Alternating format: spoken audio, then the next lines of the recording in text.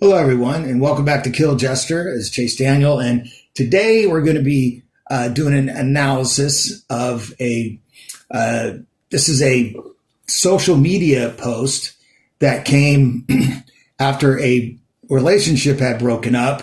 It had been several months. They kind of ended the things amicably, to give you some context, but they agreed to not really talk anymore.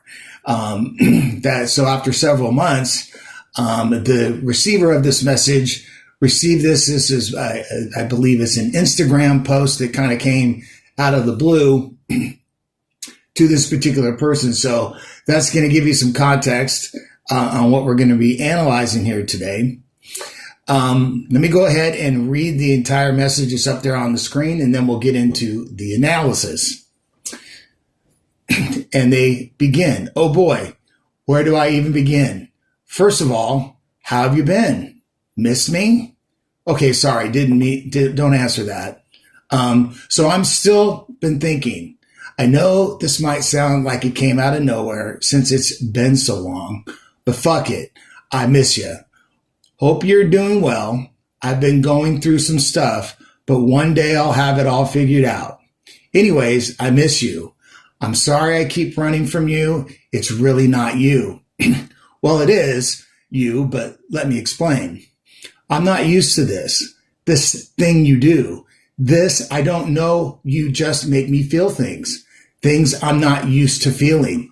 I know this sounds a little dumb, but it's true. I just miss talking to you, honestly. It's hard to find real connections out there. Don't think I've ever met or will ever meet someone like you again. You don't have to forgive me. I'm not even sure you still care. I just want you to know I miss you, and I'm sorry. What we had meant so much to me. If you'll take me back, even as just an acquaintance, I will take it. Promise to be the best acquaintance in the history of acquaintances. I won't do anything to hurt you ever. I promise. If you don't, I'll completely understand too. So yeah, that's it. I just miss you. So that's the entire message. As you can see, it's kind of quirky. There's some poke funnies in there. And again, let's point out some of the things that they did right in this message as well. So let's begin. We're going to go line by line with forensic statement analysis, and let's see what we can pull out of there. So the first line is, oh boy, where do I even begin? First of all, how have you been? Missed me? So right out of the gate here, they're creating chaos. How have you been? Missed me? They're planting that question in your head, making you think about whether you miss them. The next line, okay, I'm sorry. Don't answer that. Then they take it back, but the damage is done. You're already thinking about it. That's the point. They continue. So I've been thinking, I know this might sound like it came out of nowhere since it's been so long. I know this might sound like it came out of nowhere. They're preemptively defending themselves, disarming your defenses before you can even think, wait, is this out of nowhere? But fuck it, I miss you. Then the vulnerability bomb, clean and simple, hard to argue with that. They continue. Line 3, hope you're doing well. Okay, credit where it's due. This is healthy, genuine well-wishing, not agenda is attached to that. I've been going through some stuff, but one day I'll have it all figured out. But then I've been going through some stuff, so they're reaching out because they're struggling. Remember that. The timing of this matters. Line 4, anyways, I miss you. I'm sorry I keep running from you. It's really not you. Now, this is a big one. I'm sorry I keep running from you. It's really not you. They're taking ownership of their of the avoidant pattern. That's real accountability, and that shows growth. They continue, well, it is you, but let me explain. But then, well, but you let me explain. So which is it? It's not you, but it is you. They just contradicted themselves in the same breath. Now, I think they meant that as kind of a funny, to make someone laugh. But again, I think the message that they're trying to convey is in the message. People say what they mean what they say. It doesn't matter how it comes out or how it lays out, it's still in the words. They continue, line 5. I'm not used to this. This thing you do, this. I don't know. You just make me feel things. So you just make me feel things. They're putting this on you. You have some magical power over them. You make them feel things. That's already shifting responsibility. Things I'm not used to feeling. And they're being vulnerable about not being used to feelings, which is honest, but it's also pressure because now you feel responsible for their emotional growth. Line 6. I know this sounds a little dumb, but it's true. I know this sounds a little dumb. More preemptive defense. If you think it sounds dumb, well, they already said it. So now you feel mean for thinking otherwise. I miss just talking to you, honestly. Then I miss you talking honestly. That's sweet. That's genuine. And it's exactly why this works, because mixed in with the manipulation tactics are real feelings. It's hard to find real connections out there. Translation, everyone else is disappointing compared to you. They continue, don't think I've ever met or will ever meet someone like you again. And there it is. I'll never meet someone like you again. That's love bombing. That's putting you on a pedestal, making you feel irreplaceable, unique, and special. And then when someone tells you that you're the only real connection they've never had or will have, that creates pressure, even if they don't mean it that way. Line 8, you don't have to forgive me. I'm not even sure you still care. Okay, so we're back to healthy language. You don't have to forgive me. I'm not even sure you still care. They're acknowledging uncertainty. They're not demanding anything. So that's respectful. I just want you to know I miss you. And I'm sorry. That's simple. That's direct. And it's an accountable statement. What we had meant so much to me is past tense. That's appropriate. They're honoring that was without demanding what could have been. Line 9, if you'll take me back, even as just an acquaintance, I will take it. And here's where it starts to fall apart. If you'll take me back, even as just an acquaintance, I'll take it. This is a classic anything is better than nothing move. They actually want to be acquaintances, but by offering something small, they're creating a low barrier for you to say yes. So it's a foot in the door technique. Once you're back in contact, the boundaries shift.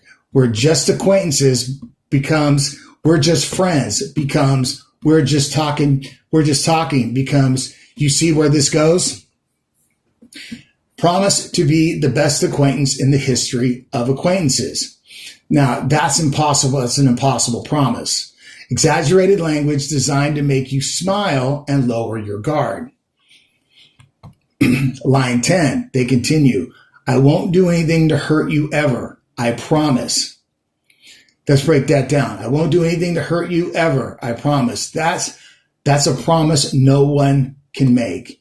Life hurts. Relationships hurt sometimes. This is setting up an unrealistic expectation.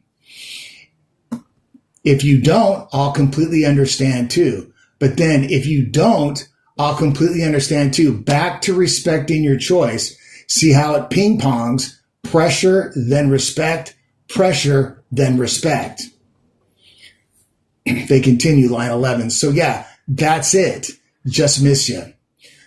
So casual ending, trying to make this whole thing seem light and breezy after dumping all that emotional intensity on you.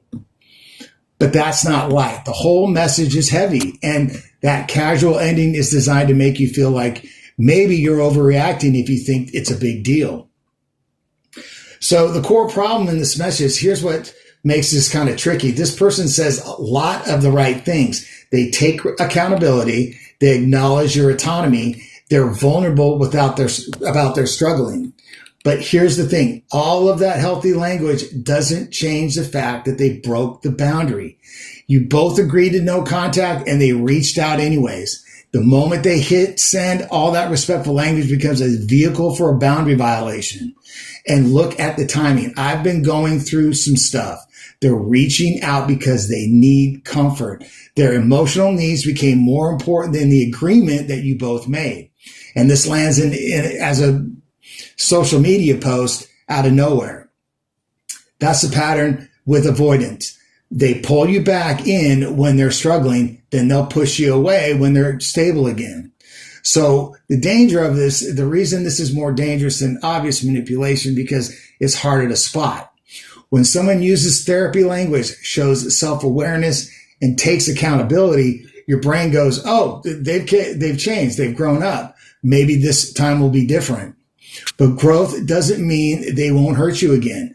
Self-awareness doesn't mean they've broken their patterns. Accountability doesn't mean they're ready for what you need. Someone can be genuine, self-aware, emotionally honest, and still make choices that aren't good for you. So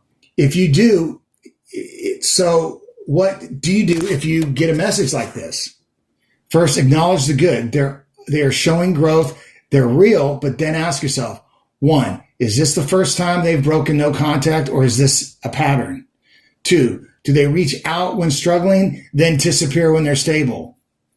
Three, what actually changed? Did they do the work, or are they just lonely?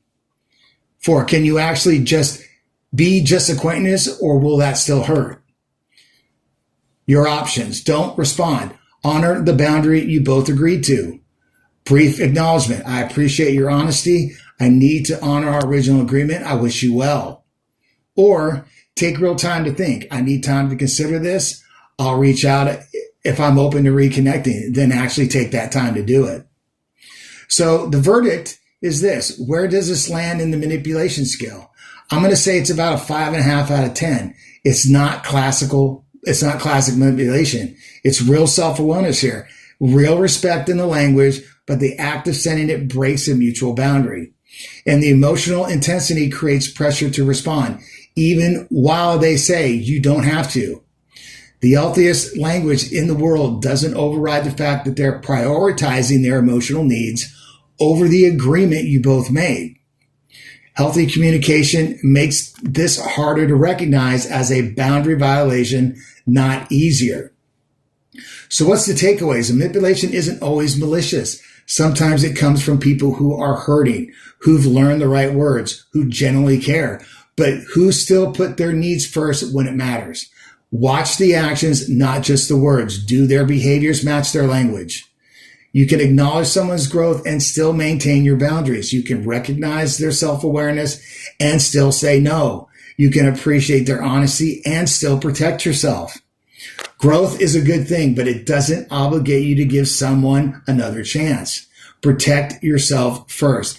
If this helped you, subscribe.